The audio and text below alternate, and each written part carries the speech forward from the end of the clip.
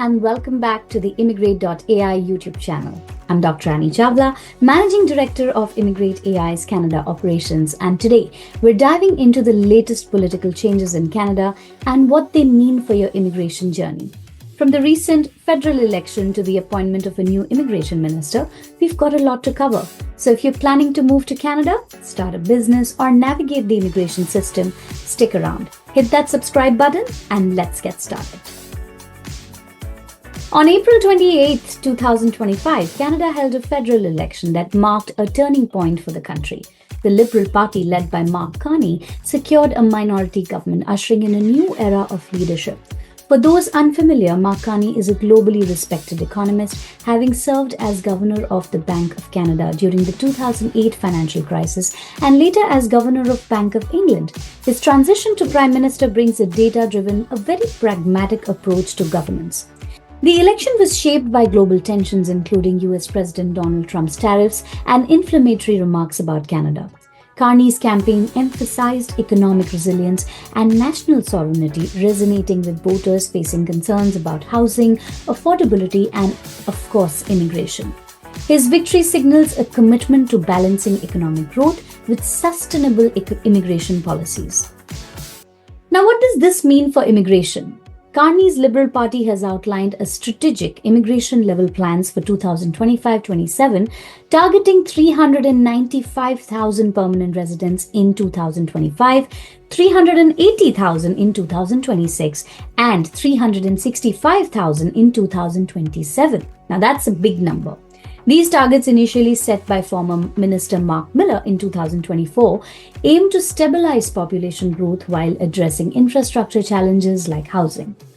Additionally, Carney plans to reduce temporary residents like international students and workers from 7.25% of Canada's population in January 2025 to 5% by 2027, prioritizing transitions to permanent residency for those already in Canada, or even programs that are actually focusing on direct permanent residency, such as the Startup Visa program. This focus on sustainability and integration is great news for applicants already in Canada, as it promises clearer pathways to permanent residency and a more manageable immigration system.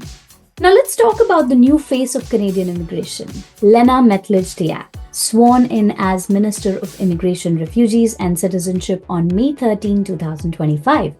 As a Member of Parliament for Halifax West, Diab replaces Rachel Van Duyn, who briefly held the role after Mark Miller. Diab's appointment is a big deal, and here's why.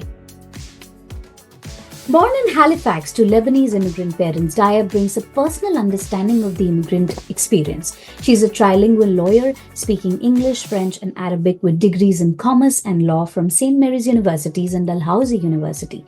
Before entering federal politics in 2021, she served as Nova Scotia's Minister of Immigration from 2013 to 2021, where she expanded provincial immigration programs and introduced express entry aligned and entrepreneur streams.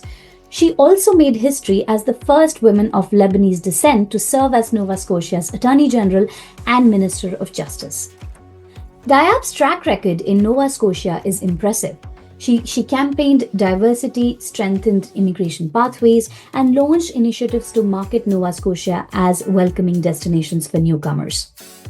Her advocacy for Francophone and racialized communities, including renewed funding for the Racialized Newcomer Women Pilot in 2022, shows commitment to inclusion. And as a mother of 4 and a grandmother, she balances a demanding career with family life, embodying resilience and compassion with most of the women leaders today. Her appointment signals stability and a policy-driven approach to federal immigration. With her Nova Scotia experience, Diab is well positioned to draw on regional successes like the Atlantic Immigration Program to shape national policies, and even the Startup Visa program, which is excellent initiative for people who want to do businesses, start their own companies in Canada, and obtain permanent residency in Canada. This could mean more opportunities for immigrants to settle in vibrant regions like Atlantic Canada and British Columbia, Toronto, the GTA, Ontario, where there's growing demand for skilled workers and entrepreneurs. So how will Diab's leadership shape Canada's immigration system? Let's break down the key areas of focus. First, expect renewed support for Francophone immigrations outside Quebec. The 2025 target for French-speaking permanent residents is 8.5%, rising to 10% by 2027. Diab's fluency in French and her past role as Nova Scotia's Minister of Acadian Affairs and Francophonie make her the perfect leader for this initiative, and this could open doors for French-speaking immigrants in communities like Moncton or Winnipeg. Second, Diab is likely to streamline permanent residency pathways for temporary residents already in Canada. Carney's government prioritizes those living and working here. So expect reforms to the express entry system, the PNP system, to make transitions to PR easier for international graduates and temporary foreign workers. And thirdly, the international student sector will also remain under great scrutiny. Recent reforms under Mark Miller and Rachel Van Duyn introduced study permit caps, tightened the post-graduation work permit, that's PGWP eligibility. Diab hasn't announced new measures, but she's expected to maintain careful oversight, ensuring institutions meet the highest standards while supporting students' transitions to permanent residencies. Students, you have to stay updated on IRCC's announcements, so beware of that. And finally, Diab faces challenges like a backlog of nearly 300,000 asylum claims and public concerns about housing shortages. Her legal background and hands-on experience in Nova Scotia suggests she'll tackle these with a balanced and a very transparent approach, possibly introducing digital tools, that might be able to reduce processing delays and combat fraud. These priorities create a more predictable and equitable immigration system. For applicants, this means a focus on integration, fairness, and opportunities in diverse regions.